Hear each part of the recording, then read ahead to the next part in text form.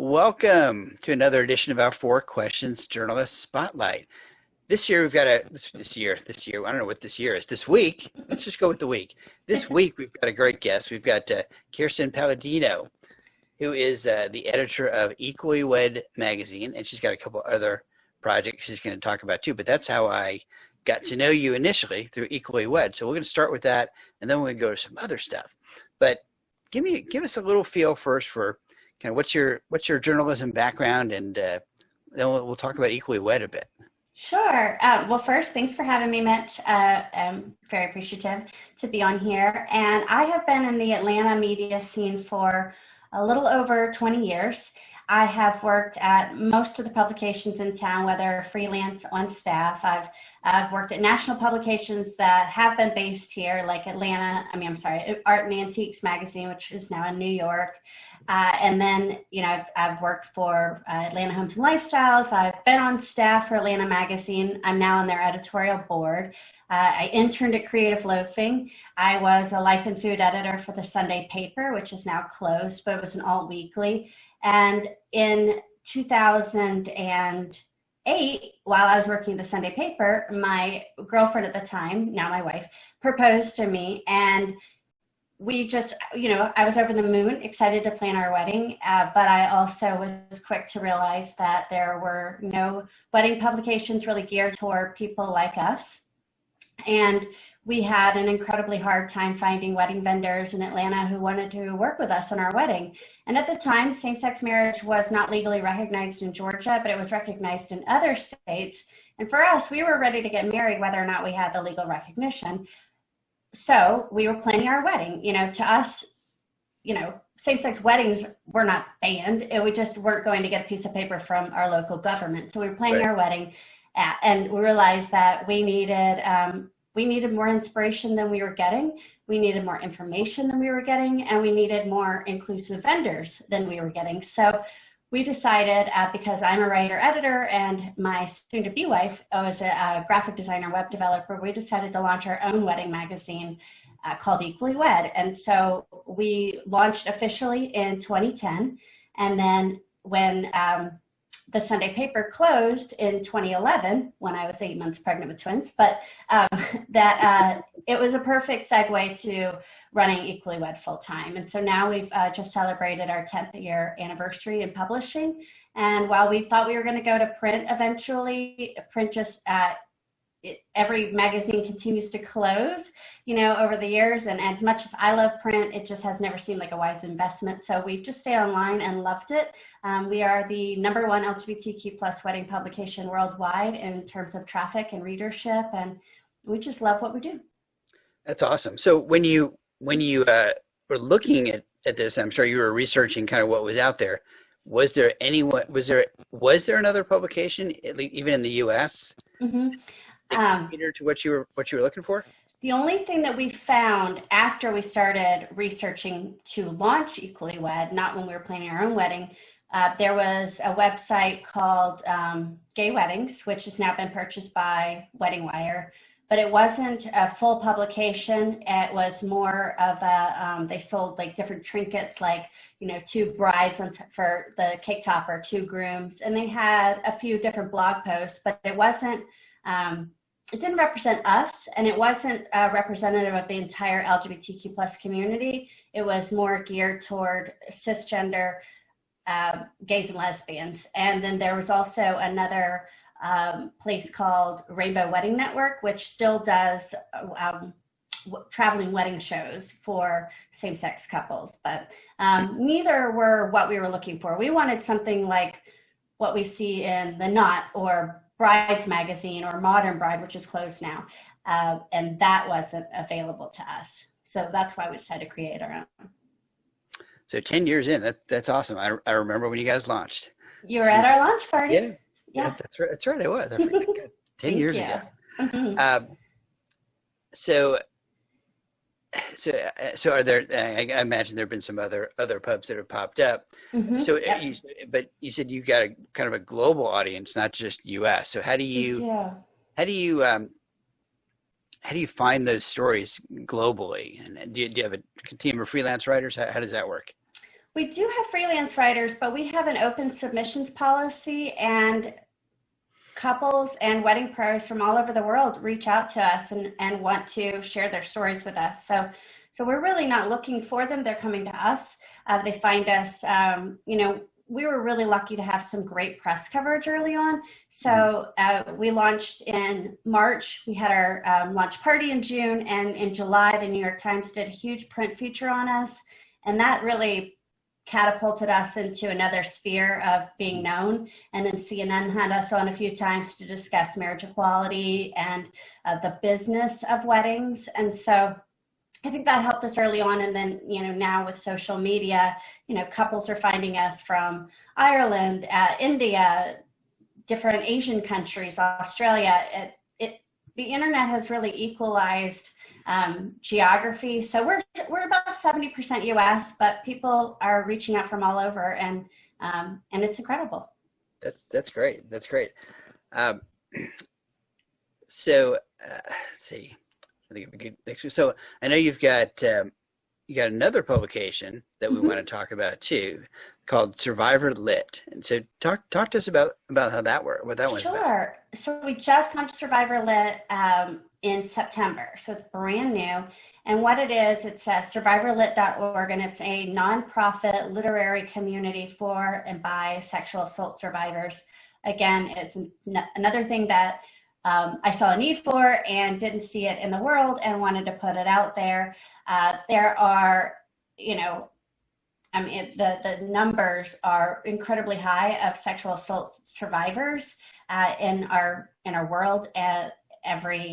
I'm not even going to try to quote the statistics from RAINN, but sexual assault is a huge issue, and one of the ways that is healing for many different sexual assault survivors is to tell their stories.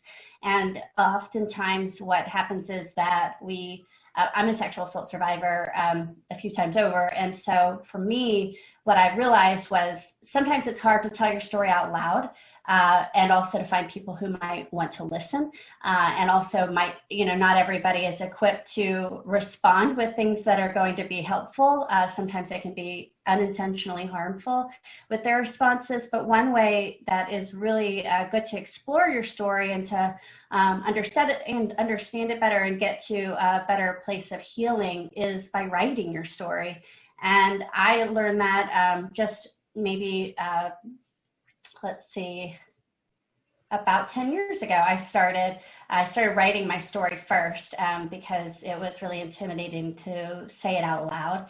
And I started to write a memoir, and I met other writers who were writing about their sexual assault stories, and I learned how valuable it is. So I wanted to create a space where it was safe to share your story, but also to learn from published authors and writing experts about how to tell your story in a way that is art. It's not just, a diary entry. It's how to bring alive, your memories, and how to, learn what to put in and what to leave out, and how to make it, an interesting story that people would want to read, just to celebrate that art, that crafting of story, but also Carrie Fisher said, take your broken heart and turn it into art. And I think that was really poignant, and that's it's really what it's all about. But we want to grow to, we're going to be launching a podcast soon, interviewing published authors who've written, memoirs, not solely about their sexual assault, but who've included it in there.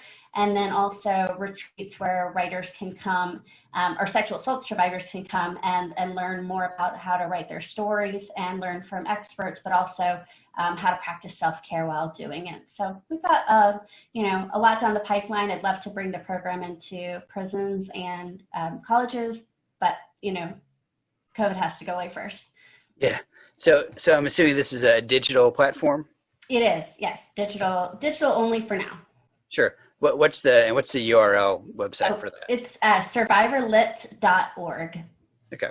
So you can see that right below there for people who are watching. And if you're listening, write it down that way. So the podcast, is that going to be an audio podcast or a video, or maybe a combination of both? I am still thinking about that. I was planning on audio only, but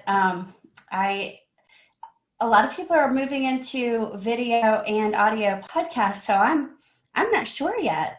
This will be my first foray into podcasting. I've got, started to get my equipment, but I don't know. What do you think? Well, I think there's an opportunity. It's not that hard to do both. Mm-hmm. Once you do video, it's easy to just make the audio feed of it too. Mm-hmm. That's true. It's easy. You give people options. So if they're if they're in the car driving, then they play the audio version. But if they're at home or walking or something, they've got their phone, then they could do the video version. That's true.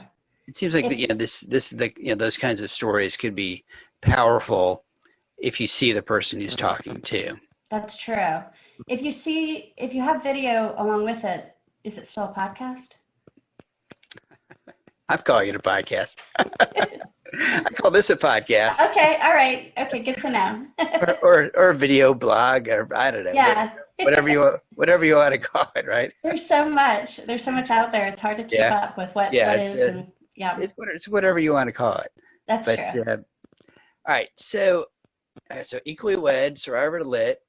Was there something else that you were working on? Well, we have Equally Wed Pro along with Equally Wed, which is it does have a blog component, but it's not a media platform per se. What it is, equality around the world, and why that should matter to your business, and then how to make your business more authentically LGBTQ plus inclusive, from your marketing verbiage to your contracts, how you even speak to your couples on email, training your team to, basically be not just professional friendly, but also gender neutral, and to not assume things about the couple or the client that you're working with. So we have that certification program over at equallywedpro.com.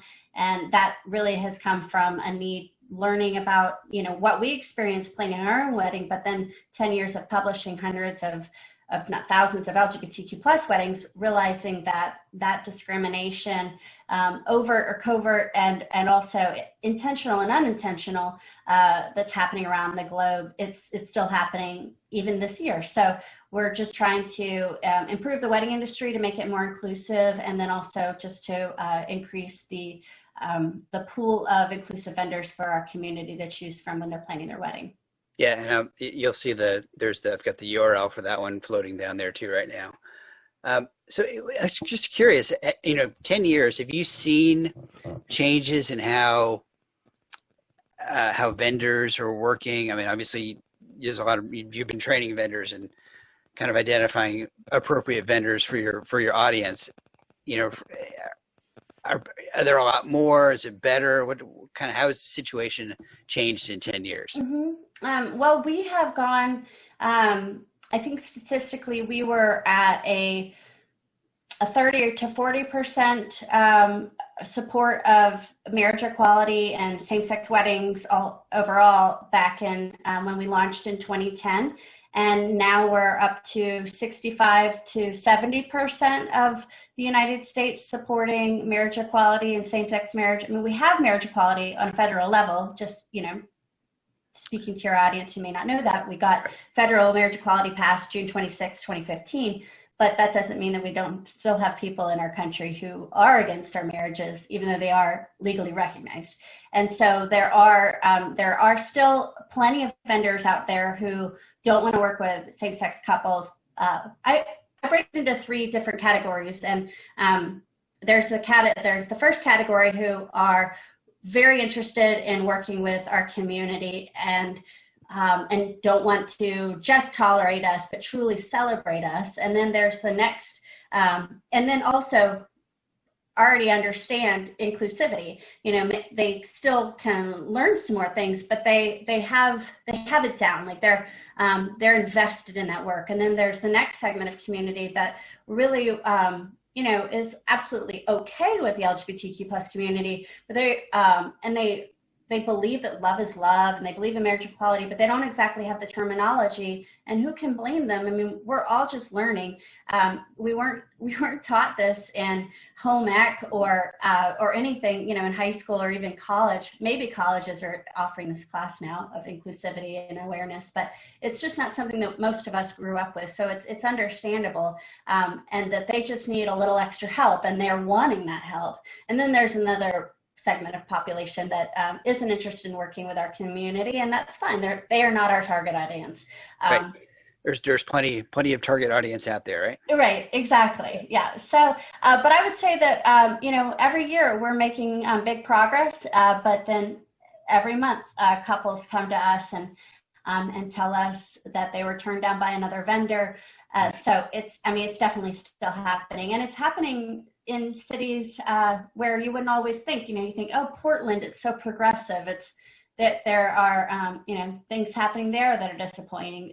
It's everywhere. So it's a constant, a work in progress, as is the world. Yeah, well, it's interesting. Do you find that that transgender, where you have to talk to people using different pronouns, I see that as sometimes a challenge for people. Sure. Yeah, absolutely. And on different levels too, even people within the LGBTQ plus community are not all familiar about pronouns, why we should use them, why you should share yours, even if you were assigned female at birth and identify as female now, which is me, and that's what cisgender means, not the female part, but if you align with the identity that you were assigned at birth by your doctor, or your parent, if you're born at home with no doctor, then you're cisgender, and the bulk of society is cisgender. If you do not identify with the gender that you were assigned at birth, then you're transgender. And transgender people tend to use the pronouns that align with the gender that they identify with, but then there are non-binary people who don't identify with either gender, or identify with both genders, or more than the two genders that we are mostly familiar with. So, and then they use they, them pronouns. There's talk about that later. I was going to talk about something else. Okay, so now the really hard question now. Okay, so what is the coolest thing about you? Okay, well, I am trying to learn to read tarot cards. That is, I don't know if it's the coolest thing about me, but to me, it's the coolest thing I'm interested in right now. Okay, that's good. That's good. All right, so what's the last book you read that you want to admit to publicly? Well, I'm really into memoir, and the last memoir I finished was Wild Game, and it's about a woman whose mother woke her up in the middle of the night and told her about a married man that kissed her, and her mother was married at the time as well, and so it was basically about having a mother with no boundaries, and who wanted her daughter to grow up too fast. So it was a very well written book. And who's the author? Adrienne Brodeur, Brodeur. Okay, I'll double check. It's really good. Include that. Okay, favorite Atlanta restaurant? Oh, there's so many good ones. I used to be a restaurant editor. I think the one that always makes me happy when I go to it is Miller Union, by Steven Satterfield. It's delicious, and I'm a vegetarian. They have such that's over on the west side. Mm-hmm. Yep. Yeah. Okay. Yeah. All right. Favorite guilty pleasure? Oh goodness. Chocolate milkshakes. Good. All right. Local getaway. Where do you guys like to go? Oh, we love going up to Asheville. There's always something new to go to, and just either staying in the city or getting a cabin. Favorite getaway for sure. Okay. How old are your kids now? They are 9. 9 already? Mm-hmm. Oh yep. 9. Yeah. Wow. Okay. Favorite non-work hobby? Oh, everything crosses over, when you own your own business, but I think for me, it's hiking. I love hiking. I love getting outside, and that's the easiest way for me to leave my work behind, truly. yeah, it's just leaving the house altogether. Do you have a nice quiet place that you like to hike? You have a favorite hiking place?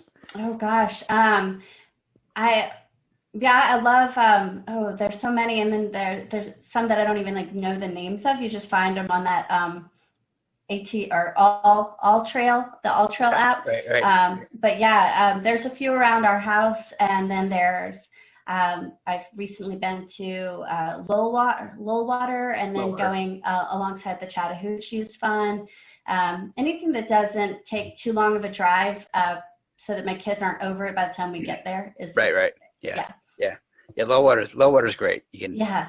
There's the suspension bridge you can walk across, and the old mill there by the creek is great. Yeah.